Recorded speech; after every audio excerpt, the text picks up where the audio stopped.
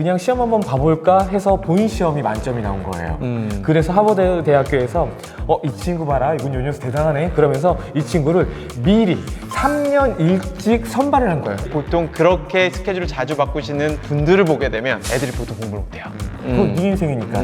이렇게 철저하게 구분을 짓는 엄마를 보면서 엄마가 갖고 있는 자녀에 대한 이런 생각이 제가 여태까지 봤었던 많은 부모님들이 갖고 있는 생각과는 다르다라는 생각을 갖게 됐습니다. 이게 본능인지 모르겠는데 그렇게 선택된 아이가 하고 있는 내용들이 입시평가 기준이랑 꼭 맞아요.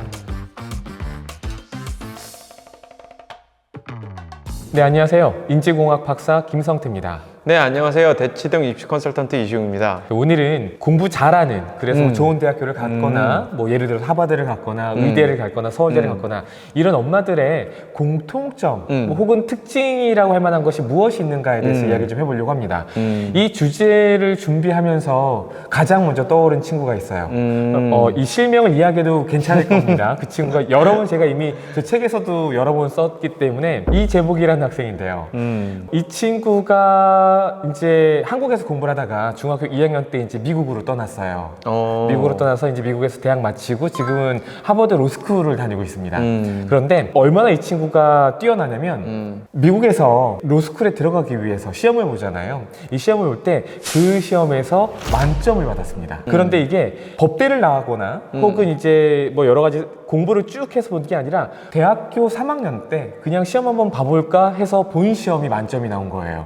그래서 하버드 대학교에서 이 친구 봐라, 이분 요 녀석 대단하네, 그러면서 이 친구를 미리 3년 일찍 선발을 한 거예요. 실제로 4년 일찍 선발했죠. 왜냐면 대학교 4년까지 마쳐야 되고 그 다음에 미국에서 로스쿨을 가기 위해서는 3년간의 사회생활 경험이 있어야 되기 때문에 4년 앞서서 학생을 뽑아온 거예요. 그러니까 이 친구가 얼마나 하버드 대학교에서 봤을 때도 좀 예외적으로 우수한 아이였었는가를 좀 볼 수가 있는데, 친구와 관련된 단편적인 사례를 딱 두 가지만 말씀을 드려볼게요. 첫 번째는 이 친구가 이제 미국을 떠나는 날이었습니다. 저녁 한 7시 정도에 비행기를 탑승해야 되는 시간이었었고, 그래서 보통 이제 한 3시간 전에는 공항에 도착해야 되니까 뭐 한 5시나 뭐 이 언저리에 이제 공항을 도착해야 되는 일정으로 제가 기억을 하고 있어요. 아침 9시부터 이제 와서 공부를 하는데 너 오늘 미국 가는데 언제 가? 라고 물어봤더니 엄마랑 아빠는 공항에 가 있을 거고요. 저는 여기서 공부하다가 그냥 공항으로 바로 가면 돼요. 이렇게 이야기를 하는 거예요.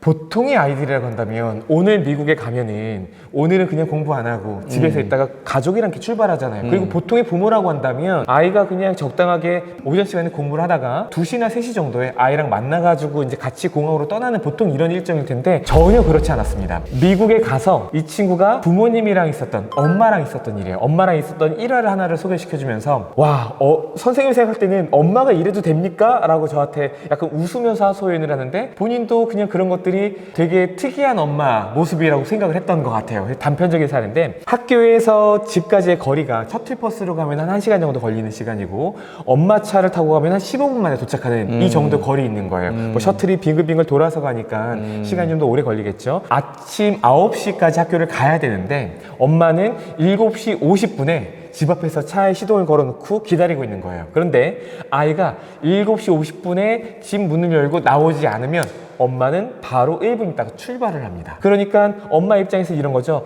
너가 내 차를 타고 가면 굉장히 편하고 빠르게 갈 수가 있어. 그런데 학교에 보통 1시간 가까이 한 55분 일찍 도착하게 될 거야. 그런데 내 차를 타고 가고 싶으면 7시 50분까지 나오고 만약에 네가 늦잠 자면 너는 그냥 셔틀 타고 가. 그리고 늦거나 말거나 그건 네 인생이니까 네가 알아서 해. 이런 사례거든요. 이 아이랑 이야기를 통해서 제가 깨달은 바는 엄마는 자신의 인생과 아이의 인생을 철저하게 선을 지어서 구분하는 거예요. 네가 공부를 잘하는 건 네 인생을 위해서 네가 열심히 하는 것이지 그게 엄마에게 뭔가 좋을 만한 건 없어. 당연히 네가 공부를 잘하면 나는 기분이 좋겠지만 그렇다고 내 인생이 달라지는 건 없어. 그건 네 인생이니까. 이렇게 철저하게 구분을 짓는 엄마를 보면서 엄마가 갖고 있는 자녀에 대한 이런 생각이 제가 여태까지 봤었던 많은 부모님들이 갖고 있는 생각과는 다르다라는 생각을 갖게 됐습니다. 그래서 그러다 보니까 이 아이는 자신이 공부하는 게 자기 자신의 미래를 위해서 공부를 하는 거지 내가 공부를 열심히 해서 부모님을 기쁘게 하려고 공부하는 게 아니었어요. 자, 제가 학원에서 이제 아이들을 많이 보다 보면 특히 어머님들 학원 시간 이제는 시작하기 한 10분 15분 전에 전화 오거나 문자 오는 어머님들이세요. 오늘 좀 늦어요. 아니면 오늘 못 가요. 오늘 할머니네 집 가야 돼요. 근데 사실은 스케줄이 갑자기 그렇게 생기지 않잖아요. 그리고 갑자기 그렇게 생긴 스케줄은 사실 아이한테 임의적으로 바꾸게 하는 건 옳지 않잖아요.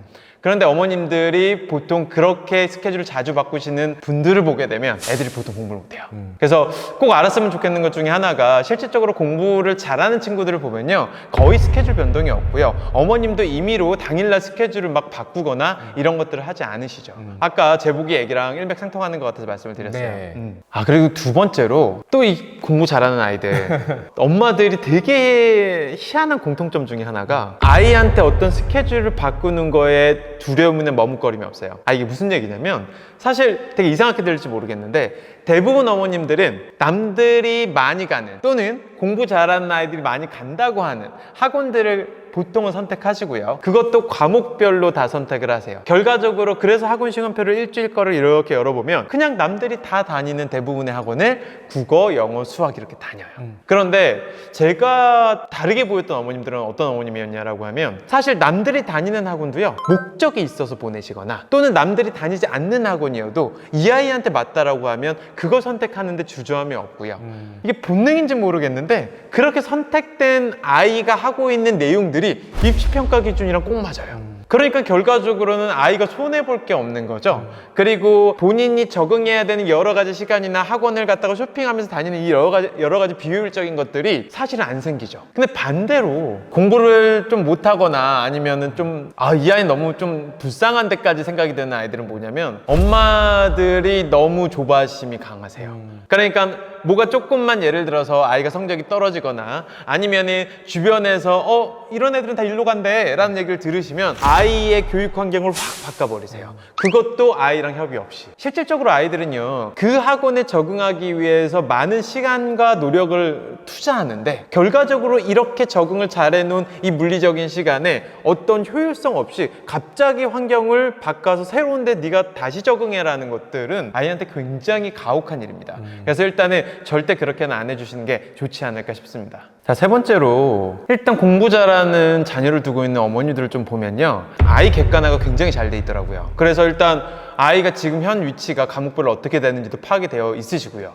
그래서 지금 과목별로 우선순위가 뭔지에 대해서 학습 방향성도 굉장히 잘 잡으세요. 이런 어머님들의 특징은 학원이 이러이러한 컨텐츠를 하니까 그냥 믿고 맡길게요 라는 느낌이 아니고요, 우리 아이는 이러이러한 특징을 갖고 있으니까 학원에서 이러이러한 부분들은 좀 고려해서 맞춰줄 수 없을까요? 라고 요청들을 하세요. 말씀하시는 내용들은 엄마가 우리 아이가 뭘 잘하고 뭘 못하는지를 잘 파악하고 있어서 우리 아이에게 필요한 것들을 학원에 적극적으로 요청을 한다거나, 그쵸. 혹은 그런 것들을 해줄 수 있는 학원을 잘 찾아서 이제 적합한 학원에 좀 맞춘다거나 뭐 이런 맥락이 되겠네요. 일단은 학원을 선택할 때부터 이 학원이 잘하고 있는 부분이 우리 아이한테 맞는지를 갖다가 명확하게 확인을 하시고요. 두 번째는 막상 아무리 잘 확인했다고 하더라도 실질적으로 막상 들어가 보면 상황이 바뀌잖아요. 맞아요. 그런데 그걸 갖다가 이 학원 안 맞으니까 다른 학원으로 바꿔야지가 아니고요. 실제 이 학원을 최대한 잘 활용할 수 있는 방법들을 찾으세요. 그리고 실제 학원에서 그렇게 아이한테 모자란 부분들이 있는 것들을 갖다가 요청해서 메꾸는 작업들을 하시고요. 그래서 결과적으로는 그 학원에서 아이가 우수하게 잘 다닐 수 있게 옆에 서포터를 제대로 해주시더라고요. 반대되는 어머님들 같은 경우에는 사실은 이러시거든요. 학원이고 학원도 정해진 커리큘럼이 있고 그리고 학원에 계신 선생님한테 부탁하는 것도 부담스러우니까 아이가 예를 들어 어떤 피해를 보더라도 학원에 요청하는 게 조금 미안해서 또는 학원에 뭔가 얘기를 잘 못하겠어서 넘어가시는 분들이 많이 계세요. 근데 사실 사교육은요, 실질적으로 우리 아이한테 최적화돼서 가장 필요한 것들을 갖다가 압축적으로 진행을 하고자 해서 받는 교육이기 때문에 원하는 것들은 다 요청하시는 게 맞다라고 봅니다. 예를 들면 아이가 뭐 계산 실수가 많다거나 혹은 문제 푸는 속도가 느리거나 이런 것들을 선생님을 통해서 이야기를 간혹 듣기도 해요. 그런데 제가 봤던 아이들을 보면은 초등학교 때부터 계산 실수를 하던 아이가 중학교, 고등학교 가서도 계속해서 계산 실수라는 걸 쉽지 않게 목격이 가능하고 쉽지 않은 게 아니라 굉장히 자주 목격을 하게 되는데, 학원에서 안 고쳐준 게 첫 번째 문제라고 한다면 두 번째 문제는 엄마가 왜 그걸 가만히 계셨지? 이걸 적극적으로 학원에 이야기를 해서 우리 아이 계산 실수 안 하게 좀 고쳐주세요, 혹은 우리 아이가 계산 실수 안 할 수 있게끔 뭔가 도와주세요, 이런 방법들을 정확하게 요구를 하게 되면 학원에서도 어떻게 해서든지 이 아이가 계산 실수를 하지 않게끔 뭔가 조치를 취할 텐데, 이런 것들 보면은 학원의 문제도 있지만 부모님께서도 학원을 보냈다는 이유만으로 그냥 방관하고 있는 것은 아닌가, 이런 생각을 좀 해보게 되네요. 오늘은 그 학부모님들 중에서 아이가 공부를 잘하는 그런 엄마들만 모아봤을 때 이 엄마들에게서 관찰 가능한 공통적인 특징이 무엇인지를 알아봤는데, 첫 번째로는 엄마의 인생과 아이의 인생을 구별할 줄 안다. 그래서 아이의 성공이 마치 자신의 성공인 것처럼 생각하지 않는다. 이런 부분이 있었고요. 두 번째에서는 말씀해 주신 내용이었었는데, 아이가 학원을 해서 이제 안정적으로 공부하는 데 있어서 좀 방해가 되는 급한 어떤 스케줄에 맞춰서 그냥 일정들을 계속해서 좀 틀어버리는 이런 경우가 있었어요. 그렇게 하는 엄마들은 아이가 공부를 잘 못하는 경향이 있고, 그렇지 않은 학원에서 아이들이 안정적으로 자기 루틴에 맞춰서 공부할 수 있게끔 하는 엄마들이 또 공부를 잘하는 자녀를 둔 엄마들의 공통적인 어떤 특징으로 볼 수가 있었고요. 세 번째로는 아이들이 공부하고 있는 것을 정확하게 살펴보고 우리 아이가 부족한 것이 무엇인지 잘하고 있는 것이 무엇인지를 살펴본 다음에 우리 아이가 부족한 것이 있다면 학원에 적극적으로 이용을 해서 사교육 서비스를 잘 활용하는 어머님, 이 정도로 정리할 수 있을 것 같아요. 오늘 영상은 여기에서 마치도록 하고요. 다음 영상에서 또 뵙도록 하겠습니다.